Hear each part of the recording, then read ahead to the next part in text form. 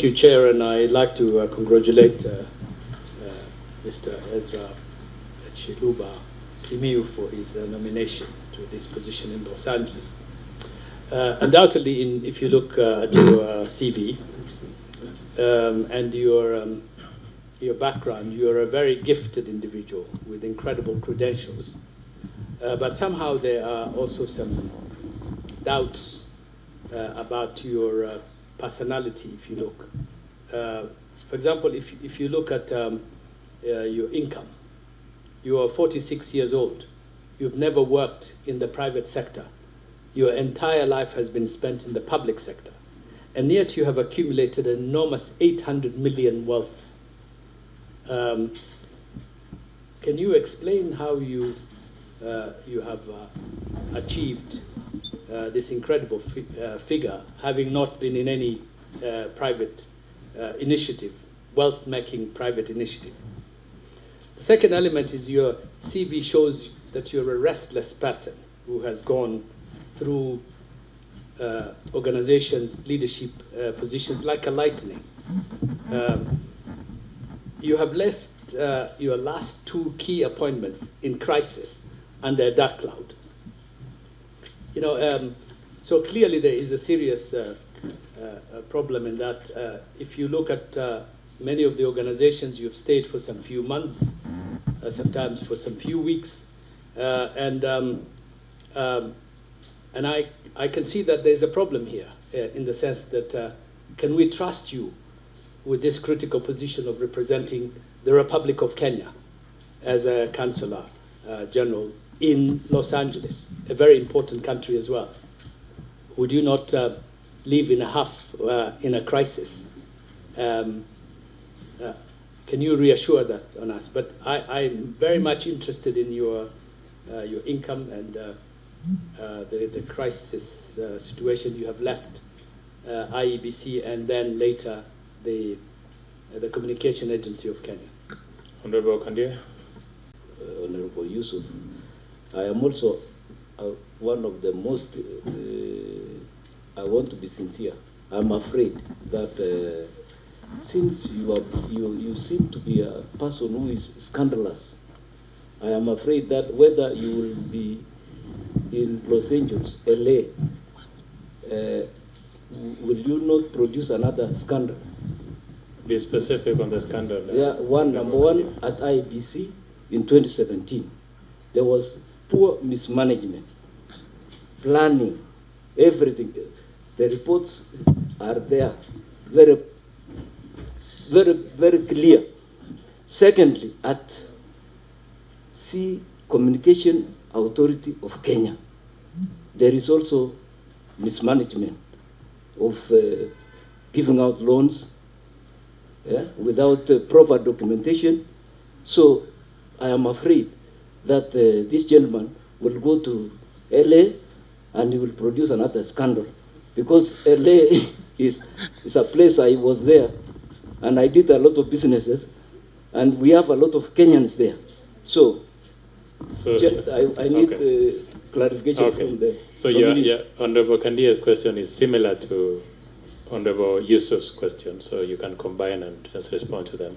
Mr. Chiloba, please respond. Thank you, Mr. Chair. I think all the questions are actually related, starting from the first question as well. I think I appreciate the fact that honorable members have gone through my profile and have some of those issues, and some of these issues are actually public information available out here. As to whether they are true reflection of who I am, I'll say I'll beg to differ, Mr. Chair. The first question, I think I will state that, yes, there were issues following my recent exit from CA. Some of the board members presented a petition to EACC to have me investigated on my conduct when it came to the management of the mortgage, which is related to the question that the honorable member Kandie stated. And one, I will state is that it was unfortunate that we got to that particular point. If you follow the facts of what really happened, I will I wish to say that I don't think is the best way you can handle public officials who are committed to their task. And it's for that reason, Mr. Chair, that I also want to state categorically that that matter was investigated by ESCC, and I was given a clean bill of health. And that is on record as well, Mr. Chair. So the ESCC said they did not find anything culpable. If there was anything to do with policy failure, then the policymakers ought to have fixed that. But the context was such that it was a misrepresentation of facts of what really happened. To the extent that even personally, I was not asked to explain until I saw the report asking me to step aside, which I found a little bit also wanting in terms of procedure. So, Mr. Chair, I'm also glad to state that at least ESCC has cleared me on that matter, and it has formally written to the Communication Authority in that regard. It's possible that this committee gets a copy of that communication. I really appreciate that the committee gets a copy of that communication. Okay. Yeah. On the position around my exit from IEBC as well as CA, I'll say controversial exit. Mr. Chair, when I left IEBC and I had to reflect about the nature of the position that I held there, the things I used to state that when you look at IEBC, is an organization that manages our politics in this country. And for that reason, it attracts a lot of interest across the board. When you look at CA, is an organization that manages a sector that contributes more than 18% of our GDP. There's money. So when you take politics and money put together, you will always be in that state of working very hard to justify why you in that particular position. But on a more serious note, Mr. Chair, when I served in these two organizations, I did my best. And there's a lot that is never said about what we did to reform IEBC. The focus has always been on the things that didn't go right. Today, if you go back to IEBC, even including the last general election, a lot of the things that were done is because of the things that I started during that particular time. And for that reason, Mr. Chair, there's a lot of good things that I could say. I personally contributed to the success, including of the last general election. If you go to CA, Mr. Chair, and you look at my record of performance across the board, you'll find that our performance has always been excellent, except this one issue that was raised and caught us by surprise. And for me, as the ESCC observed, it was not warranted to go through that particular process. And having had an experience in IBC where there was too much pressure to get me out of office, and being out there for a period of 3 years trying to repackage myself, I did not want to see something similar happening. So I offered to exit that particular space because it was untenable for me to continue being there. And it was usually because of, I'll say, Mr. Chair, a conflict of visions. In IBC, I was recruited by a commission that I worked with to plan an election for a period of 2 years. Then 8 months to the election, a new commission was recruited. So while we were busy implementing a program that had been started by a commission that has exited because of the political dialogue that happened at the time, we were now dealing with a new commission, which also came with its own vision. And when it came to execution, there are obviously challenges. So, Mr. Chair, to me, I'll say my exit from this critical organization has always been circumstantial. It's the same thing with the Communication Authority of Kenya. I was recruited by a different board. And after the transition, we got a new board. And tension started building up. And having learned from the past, I thought it was only fair that we give a chance to the new board to have their own CEO to be able to lead the organization in the direction they really wanted. And lastly, Mr. Chair, I'll say, I've worked with 5, I would say, from IBC to CA, I've worked with 5 boards in between.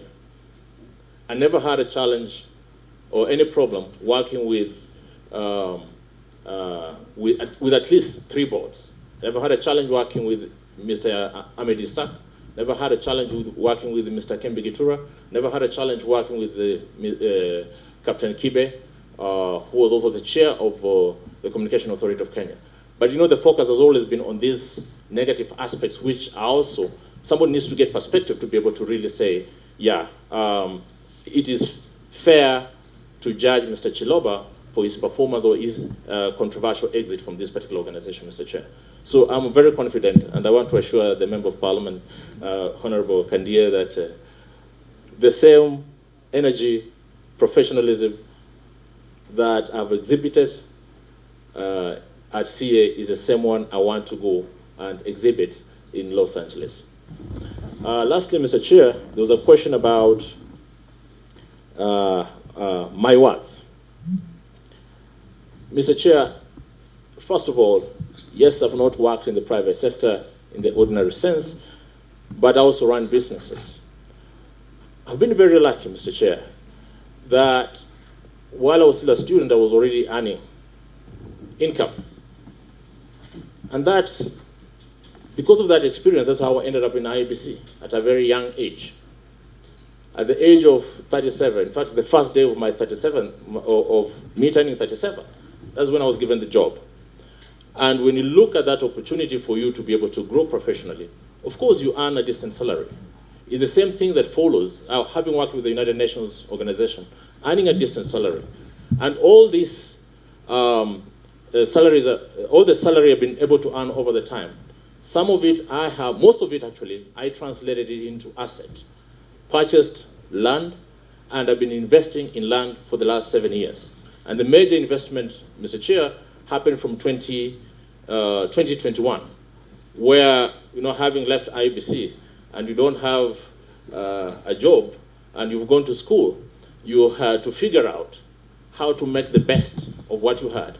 I come from Tanzania, where we have farmland, and I have invested heavily in avocado as we speak, Mr. Chair, and our first export is turning out this October, and that's what makes me proud to actually state that actually I'm worth 800 million, excluding, of course, the loans that we have from the banks. Thank you, Mr. Chair. Any Honorable Martha Wangari. Thank you, Chair. And I think the issue, the nominee has taken quite some time to address the issue of the controversial exits. I would say specifically from IEBC and CAK. And the reason this question is asked by many members is because not only will we look at the facts, but also the tainting of your image out there. But I think I'll leave that because he's trying to explain and ask this question. Number one, are you aware if you're going to present any credentials and to whom in your new posting if you're approved? That is one. And number two, the exiting Consul General, we actually went to the entertainment sector to fish Big Ted to be the Consul General in Los Angeles, hoping that we'll get a linkage and more partnerships in terms of the entertainment, considering that Los Angeles is the home of Hollywood and movies and entertainment industry in the US, which has not really happened. What do you think you would do different to ensure that there's some collaboration? You know, it's really a bad situation where we see even shooting of movies that should be done in Kenya being taken to Zambia, being taken to South Africa. What would you do to ensure that this comes back to this country and there is a better partnership that is beneficial to Kenya? Number two, the issue, I've been to the Los Angeles office, and one of the issues that is very critical, honorable members who are there in this committee last time, is the issue of delayed visa for students. And they really struggle because the area is vast and there's no proper communication for students. What would you change to ensure that this is done better and is more efficient? And finally, as in IEBC and in your stints in IEBC, I'll ask you a question. What do you think should be done? Should the law be changed to ensure that the commission has, the secretary has the powers to do an election in the absence of commissioners? And I ask this because, take an example of Banisa constituency. They lost their MP March 2023. Up to date, they still don't have a member of parliament. They are missing out on representation because of the bottlenecks in terms of the lack of commissioners in that office.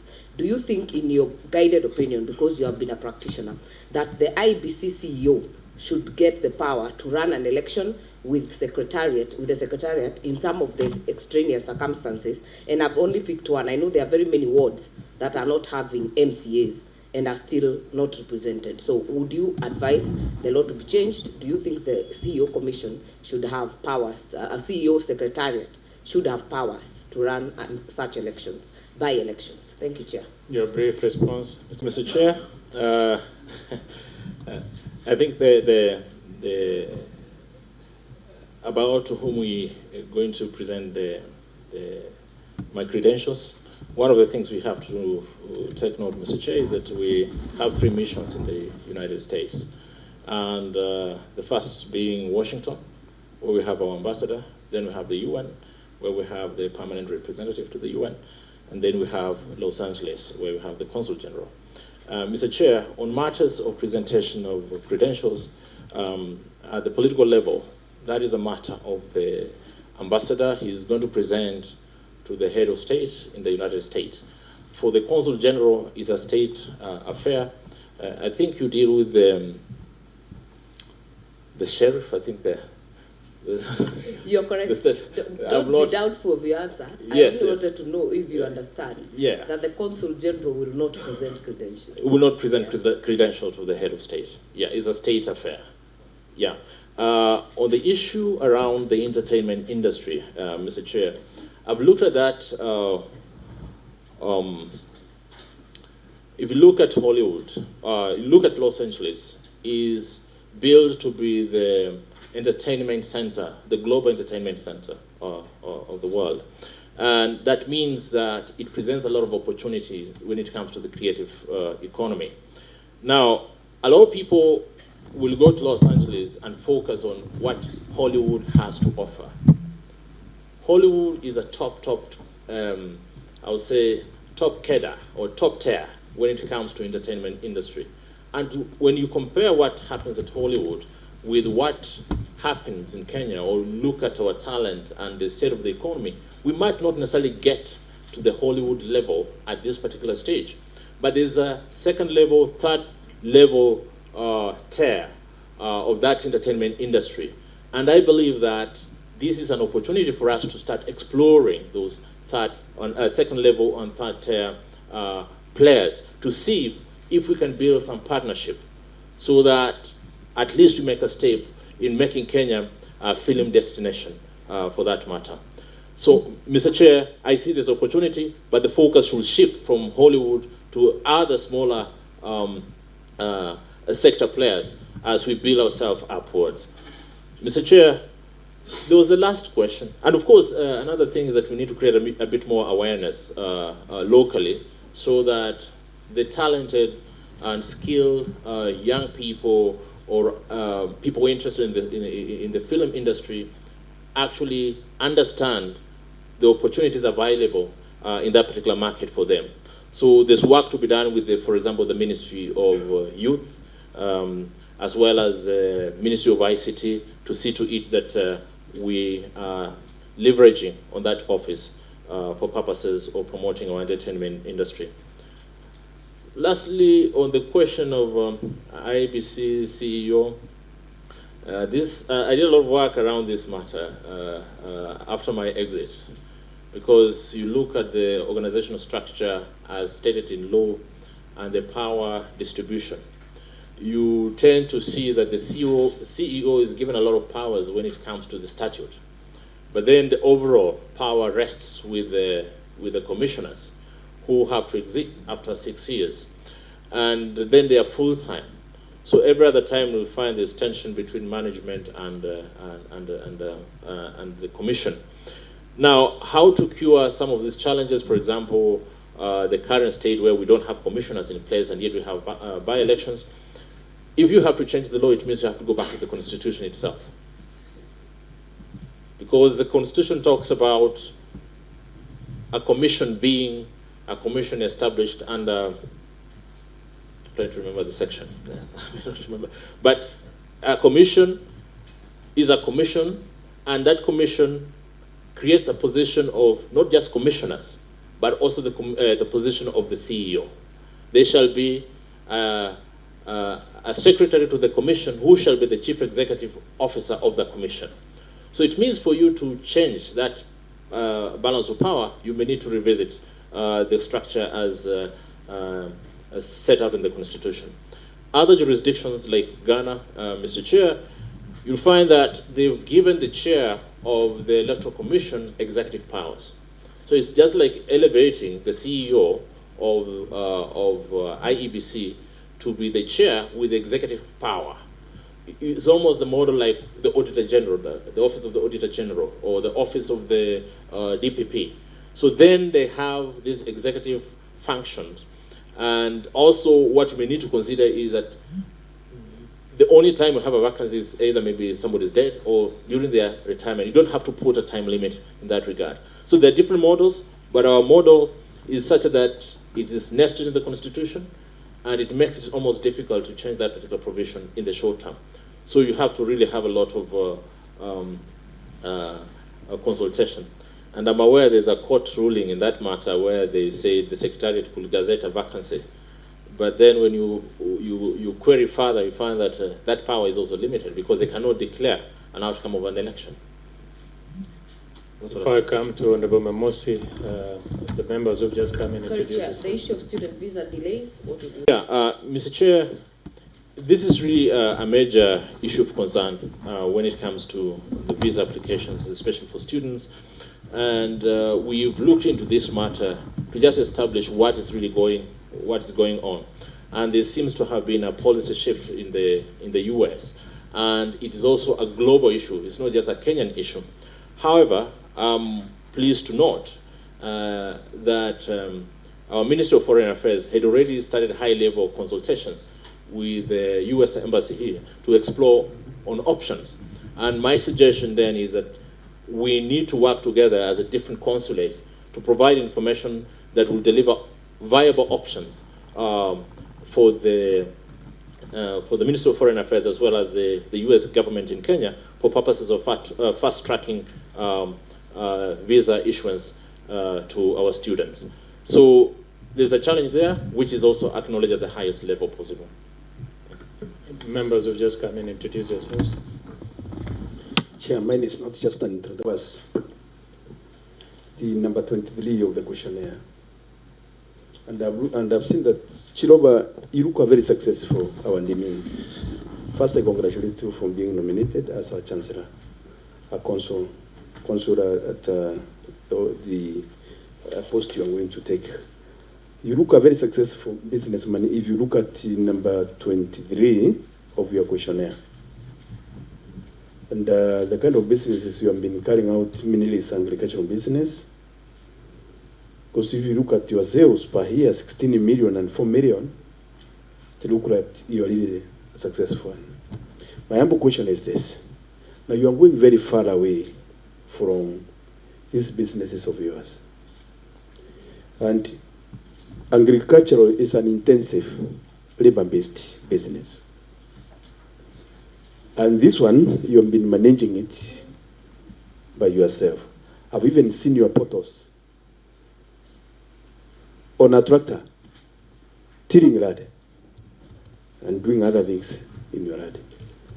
Now, how are you going to be managing them? Will they not take, are you not going to be compromised because you'll be traveling now and then from Los Angeles to Kenya?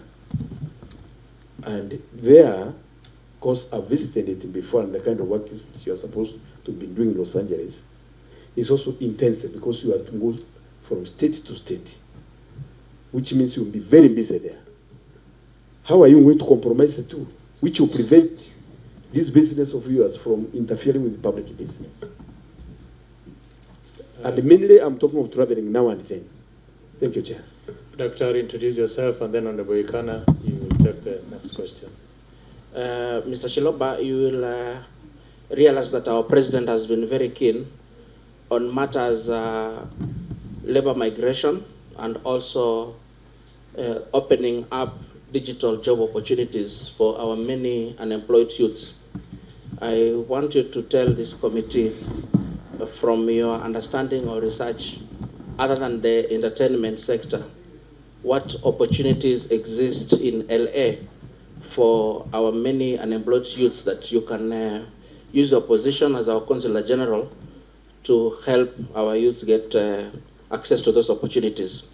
Then number two, I've been perusing through your documents and your file that has been presented to us, and I've come across a recommendation letter written in the year 1998 by your high school principal, Kwanza Friends Secondary School, one Mr. F. Nyukuri. And just to quote in brief, there's one sentence here from Mr. Nyukuri that in view of high intelligence, Ezra is capable of doing practically everything under the sun, as he is gifted. On the whole, the young man is on the road to successful life. I call upon the authorities to be of assistance to him whenever he is in need.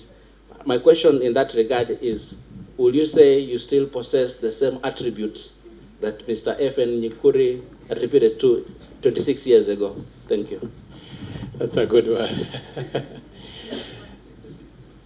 You may respond, Mr. Ezra.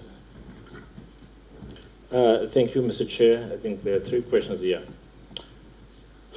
On the first one about my business, yeah, it's true that I spend a lot more time on the farm in Kitale, and that has been the case for the last 4 years, I would say, 5 years actually.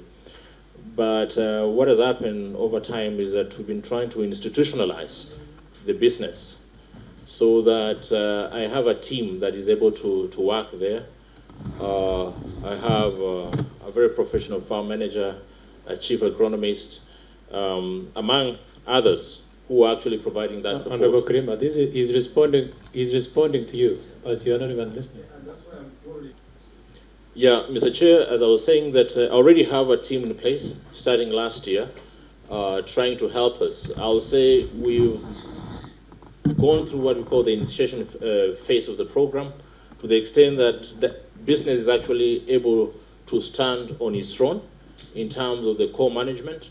And the beauty is that what we're invested in at the moment is really long-term crops. Talk about avocado. Is one major harvest in a year.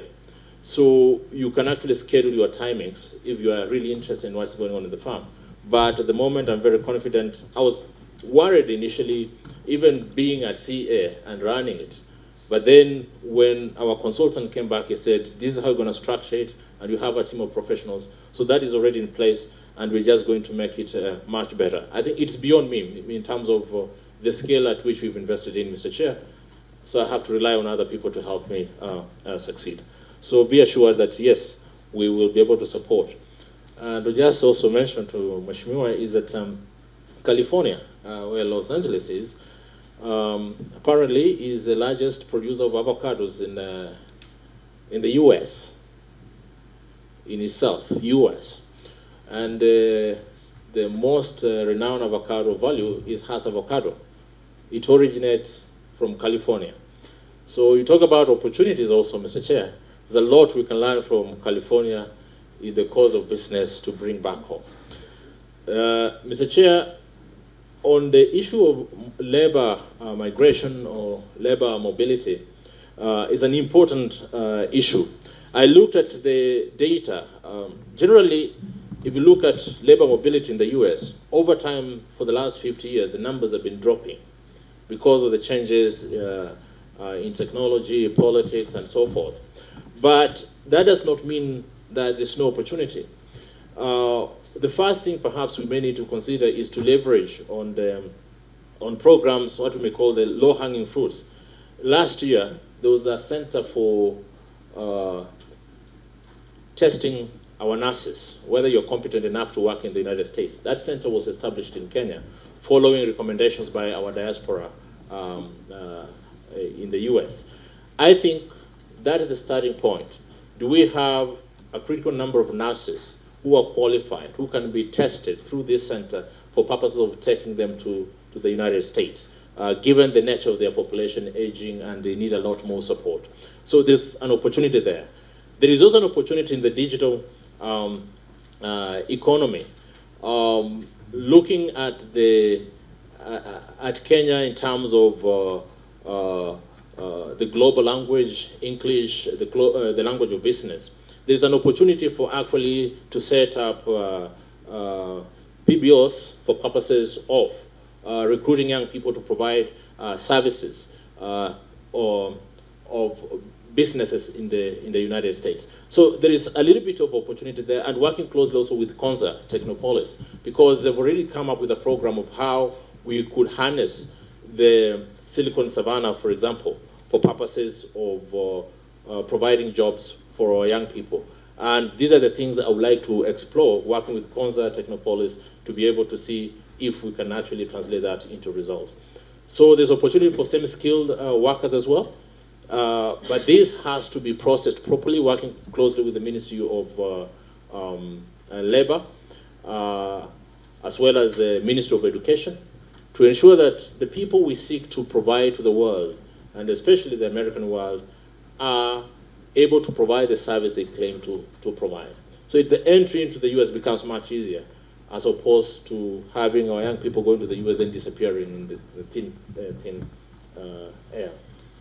So lastly, Mr. Chair, the Honorable Member read that letter.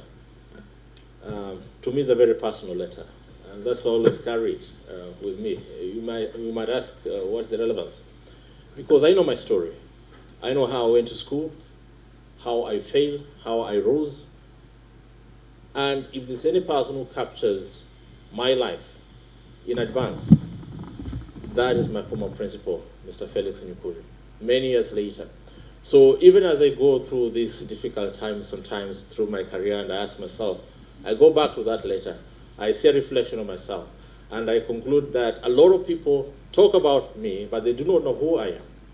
And for me, pursuit of excellence, doing the best I can, is what drives me each and every day. Thank you, Mr. Chair. I hope LA is not one of those difficult times you're alluding to. Honorable Memusi. Thank you, Chair. What do you think comes to the minds of Kenyans when they hear your name? They say, what's in a name? What do you think, sincerely, any Kenyan out there thinks about Ezra Chiloba? And you are a well-traveled person, well-polished, and as your principal has described you, very talented and very clever. A country like Japan, if one is mentioned negatively on matters integrity, they actually take it upon themselves to not just resign, but some take it to an extent of committing suicide. That is how serious it is to be mentioned negatively in such countries. Do you ever think we'll reach these thresholds as a country? And do you think you will be one to set an example that have been mentioned severally, even if you've been cleared by EACC or other agencies, but the fact that you have been mentioned severally negatively, would you consider being the first one in this country to say, because of my integrity and because of how serious I take my name, I will not take up a public appointment? You are doing well in farming. I applaud you for that. I love farming too. Do you think you would be able to go to your space where nobody will be witch hunting, there's no politics, there's no big money, just to secure your good name? Thank you. You may respond without... I read that suicide option is on the table. Yeah, for sure, I haven't gotten that level where I may wish for death. But matters of integrity are important, and so are matters of justice and fairness. So for those people who know me, they're the people who stand with me all through amidst adversity. And I believe that before the appointing authority presented my name here, he was very confident in my integrity and the person that I am. And he believes that I'm still able to serve this country, not just now, but also in the future. And I had already mentioned that my career has been built around public service, that I'm able to look at government from end to end and appreciate the challenges and opportunities that are available. So if the appointing authority believes that I have something to offer, at my age, at this moment, I still believe that I should be able to do that. So in terms of issues of integrity and issues of justice, Mr. Chair, I just forgot to mention that when I had the issues with the IEBC, my exit, as it was, I took them to court to seek for justice. And last year but one, actually, I got my prayers against IEBC. And one of the paragraphs the judge talks about when he's highlighting or analyzing the case, he says, the petitioner of the claimant is indeed a wronged man on all accounts. But you see, that is what I read, and I feel vindicated. But other people out there may not see that because they don't have time to read that. So I'll really invite us that other than leveling accusations from left, right, center, it's important to consider justice and fairness so that integrity is not integrity if there's no justice. So I believe that I have answered that. I'm very confident that my character will take me to the next level if this committee deems that I should be able to serve in this capacity. Lastly, Mr. Chair, you asked me about what Kenyans think about. I've done that survey before to just get to know what Kenyans say about me, and the outcomes were very interesting. About 47% of Kenyans believe that I'm an election ICT guru who can create magic when it comes to electoral outcomes. Very interesting. Others just call me the CEO. You know, you go to the villages, they call you the CEO. And, you know, a few, of course, have issues about the 2017 elections, and they'll still go back to 2017 elections, not knowing that we have moved on. I've been a CEO of another organization, successfully so. And that will remain, and I don't blame them. It's good for people to have perceptions about you, but for people who know you have what you call perspective, they know the actual or the really you. And that's what really keeps me going. So, thank you. In 3 minutes, why you, Ezra Chiloba, to LA? Why me? As I said initially, I've had the privilege of serving in the public service over the last 19 years. And interesting enough, a lot of the work that I've done has been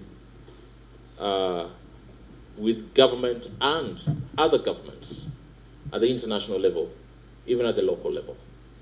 I've had enough exposure on diplomatic work, and I believe that that experience is what is required to be able to make the consulate office in LA successful. I have a passion around technology. I have a passion in agriculture.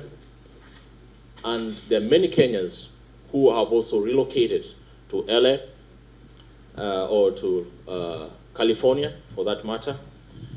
And I believe that the opportunity presented by LA requires the right person. Somebody in technology to maximize the opportunity from Silicon Valley up north. Somebody who has an idea in agriculture to look at the agricultural potential or technology transfer, knowledge transfer from LA. Somebody who is passionate about his own country. And we believe that Kenyans in the diaspora are our people, and we must serve them, we must be able to serve them in the best way possible. And I'm there to do that job, Mr. Chair. Thank you. Mr. Ezra Chiloba.